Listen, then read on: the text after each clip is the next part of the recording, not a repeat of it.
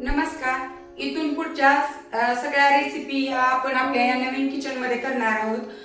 येणाऱ्या 4 रेसिपी मध्ये आपण अक्षय तृतीय स्पेशल थाळी बनवून दाखवणार आहोत. ह्या थाळीमधली पहिली रेसिपी असणार आहे पुरी आणि आम्रबासुंदी. आम्रबासुंदी ही एकदम नवीन रेसिपी आहे. ही मी स्वतः तयार केलेली रेसिपी आहे. तुम्ही ना कधी ऐकली असेल ना कधी खाल्ली असेल, पण ही रेसिपी बघून तुम्ही नक्की घरी ट्राय करा. खूप छान लागते ही आम्रबासुंदी पुरी सोबत. आणि उन्हाळ्यात तर थंड अशी आम्रबासुंदी आणि पुरी त्याची मजा एक वेगळीच असते. ही नवीन रेसिपी असल्यामुळं तुमच्या काही मैत्रिणी असतील, तुमचे नातेवाईक असतील, जास्तीत जास्त जणांपर्यंत शेअर करा. कारण तुम्ही जेव्हा ट्राय करचाल तेव्हा तुम्ही ती वारंवार बनवचाल ह्याची मला खात्री आहे. आणि तुम्ही जेव्हा ती बनवचाल रेसिपी तेव्हा मला कमेंट मध्ये मात्र नक्की सांगायचंय की तुमची आम्रबासुंदी कशी झाली. आणि ह्या ज्या काही टिप्स सांगितलेल्या आहेत त्या सगळ्या तुम्ही फॉलो करा. नक्की तुमची आम्रबासुंदी छान बनवून तयार होणार. चला तर मग त्याच्यासाठी लागणारं साहित्य बघूया. इथे मी 1 लिटर फुल फॅट दूध घेतलेलं आहे. फुल फॅट म्हणजेच हे दूध मी अगोदर उकळून घेतलेलं नाही. ह्याला ग्रामीण भागात निरसं दूध वगैरे देखील म्हणतात. आणि इथे मी 100 ग्रॅम साखर घेतली 1 लिटर बासुंदीसाठी. तुम्ही थोडीशी 10 ग्रॅमने किंवा 20 ग्रॅमने वाढवू शकता. वाटीने ही पाऊण वाटी आहे. साखर कमी का वापरायची, कारण आपण जो बासुंदीमध्ये गर घालणार आहोत आंब्याचा त्याच्यामध्ये देखील आपण साखर वापरणार आहोत. इथे मी 5 ते 6 पिस्ते भिजत घातलेले आहेत. हे बदामाचे थोडेसे काप आहेत आणि हे विलायची पूड. इथे अगोदर आपण बासुंदी बनवून घेणार आहोत.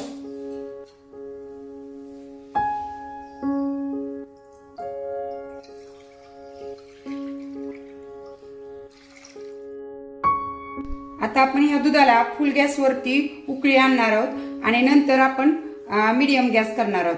तुम्ही ही बासुंदी इलेक्ट्रिक शेगडीवर देखील करू शकता. आपल्या दुधाला आता छान उकळी आली.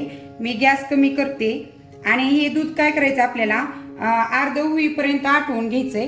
फक्त मध्ये मध्ये तुम्ही काय करायचंय, ही कडन साई वगैरे जी येते ती आणि खालच्या बाजूने दूध असं चांगलं हलवून घ्यायचंय म्हणजे ते चिटकत नाही.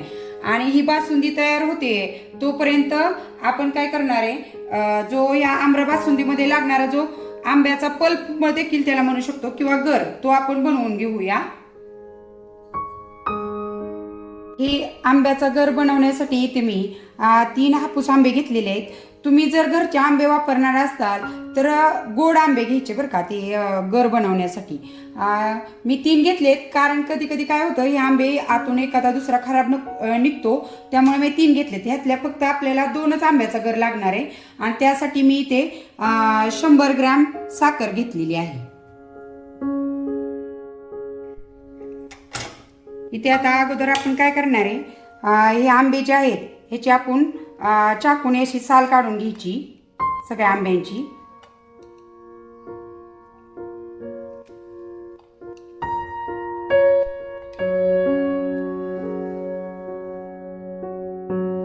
इथे मी 2 आंब्यांची साल काढून घेतली आहे.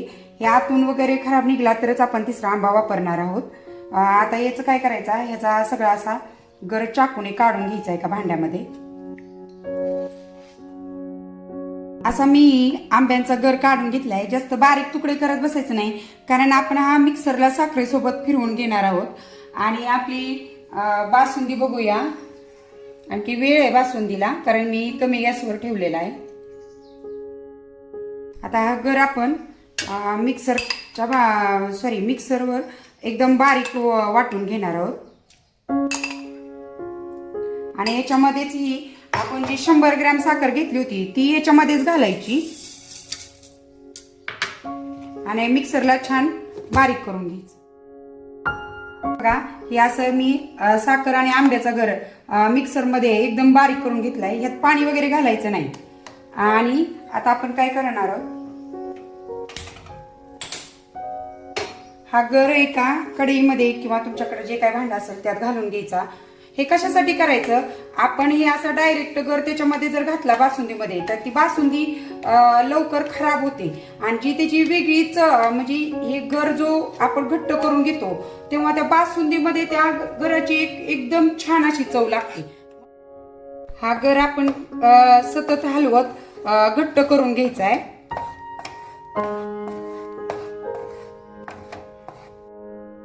गर मी अगदी 5 मिनिटं मध्यम गॅसवर हलवलेला आहे आणि हा बऱ्यापैकी घट्ट झालेला आहे. थंड झाल्यानंतर हा आणखीन घट्ट होतो. त्यामुळे आता मी गॅस बंद करते आणि एका भांड्यात काढून घेते. हा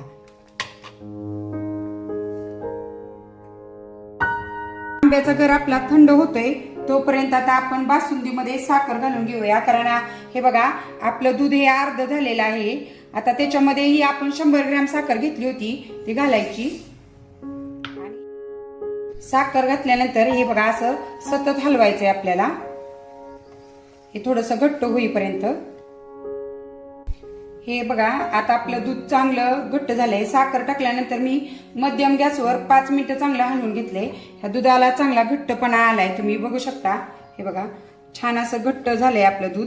आता आपण ह्याच्यामध्ये हे जे बदामाचे आपण काप करून घेतले होते ते काप, वेलची पूड आणि हे पिस्त्याचे काप घालायचे आणि अगदी 1 मिनिट उकळून घ्यायचं.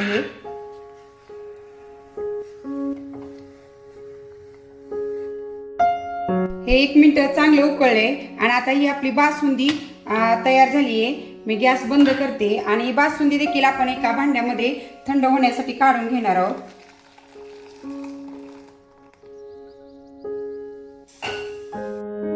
आपल्याला ही बासुंदी आणि हा आंब्याचा गर पूर्ण थंड झाल्यानंतरच आम्र बासुंदी बनवून घ्यायची आहे. हे दोन्ही थंड होते तोपर्यंत आपण पुरीची तयारी करूया.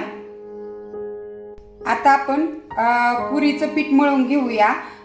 अगोदर आपण पुरीचं पीठ का मळलं नाही, कारण ते जास्त सैल झालं असतं, कारण बासुंदी बनवायला बराचसा वेळ जातो.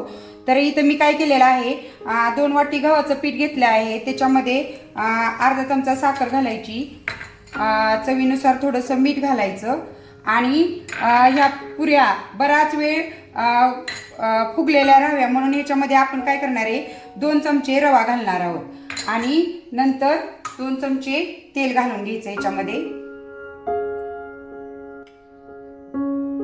आणि हे चांगलं मिक्स करून आता आपण मळून घेणार आहोत.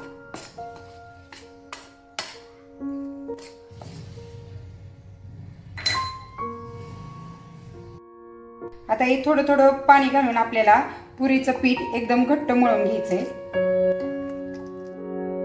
हे असं पीठ एकदम घट्ट मळून घ्यायचं आणि ह्याला थोडासा तेलाचा हात लावून हे भिजत 5 ते 10 मिनिटं खूप झाली त्याला भिजायला ठेवायचं. आता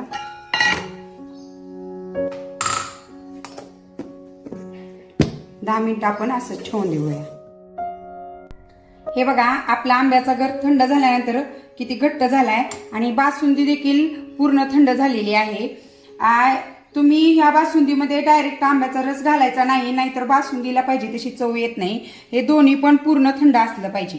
आता काय करायचं, हा गर जो आहे तो ह्या बासुंदीमध्ये घालून घ्यायचा. अगोदर मी इथे 3 चमचे घालतेय. आपण गरजेनुसार हा गर घालणार आहे आणि राहिलेल्या गराचं काय करायचं ते मी पुढे सांगते तुम्हाला. आणि चांगला असं गर ह्याच्यामध्ये मिक्स करून घ्यायचा. हे मिक्सरला फिरवायचं नाही, असं चमच्याने किंवा विस्करने तुम्ही असं छान मिक्स करून घ्यायचंय. हे बघा किती छान कलर आलाय ह्या बासुंदीला. इथे या बासुंदीला 3 चमचे गर पुरेसा झालाय आणि मी छान मिक्स करून घेतले. बघा याला किती छान कलर आलाय आणि ही आपली आम्र बासुंदी तयार आहे. प्रत्येक स्टेप छान फॉलो करा, तुमची आम्र बासुंदी खूप छान तयार होईल. आता ही बासुंदी आपण फ्रीजमध्ये थंड करायला ठेवूया, तोपर्यंत आपण पुऱ्या करून घेणार आहोत.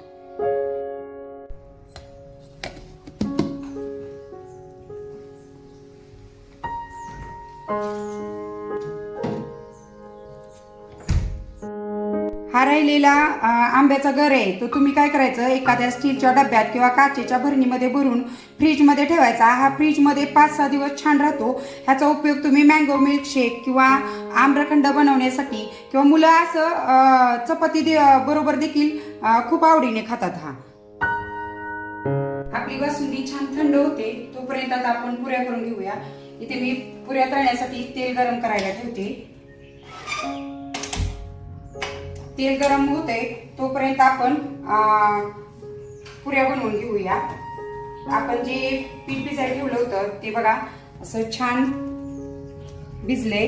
त्याची अशी एक मोठी चपाती लाटून घ्यायची आणि तिच्या वाटीच्या किंवा एखाद्या डब्याच्या झाकणाच्या साहाय्याने त्याच्या पुऱ्या कट करून घ्यायच्या. अशी मी छान पातळ चपाती लाटून घेतली. तिच्या मी अशा वाटीच्या साहाय्याने छोट्या छोट्या पुऱ्या कट करून घेणार आहे. इथे आपलं तेल छान गरम झाले आणि ही पुरी बघा मी अति पातळ पण नाही आणि जाड पण लाटलेली नाही. आता हे आपण पुऱ्या तळून घेऊया.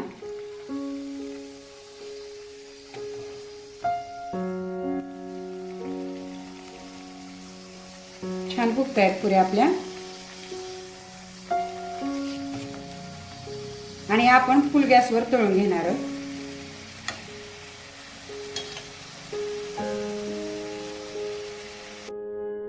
हे बघा आपल्या पुऱ्या छान तळून झालेल्या आहेत आणि टम्म देखील फुगलेले आहेत. आपली बासुंदी छान थंड झाली आहे. ती मी एका काचेच्या बाउलमध्ये काढून घेते म्हणजे ती आणखीनच छान दिसते. ही बघा आपली आम्र बासुंदी किती छान दिसते, बघूनच खावीशी वाटते. आणि ह्या आपल्या पुऱ्या ह्याच्यात आपण प्लेट बनवून घेऊया.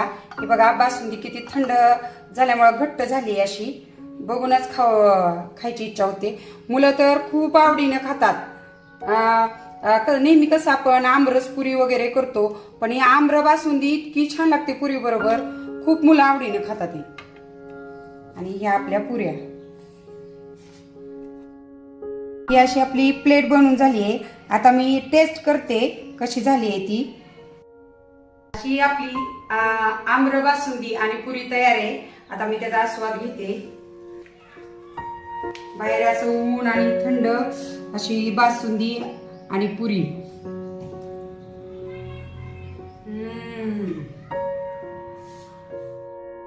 मला ही नवीन अशी रेसिपी आम्र बासुंदी आणि पुरीची रेसिपी कशी वाटली ते मला नक्की कमेंट मध्ये कळवा.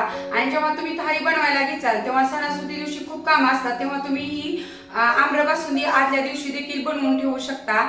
तर आणखी तुम्ही आपल्या चॅनलला सबस्क्राईब केलं नसेल तर प्लीज सबस्क्राईब करा, लाईक करा आणि जास्तीत जास्त लोकांपर्यंत ही नवीन माझी रेसिपी शेअर करा. धन्यवाद.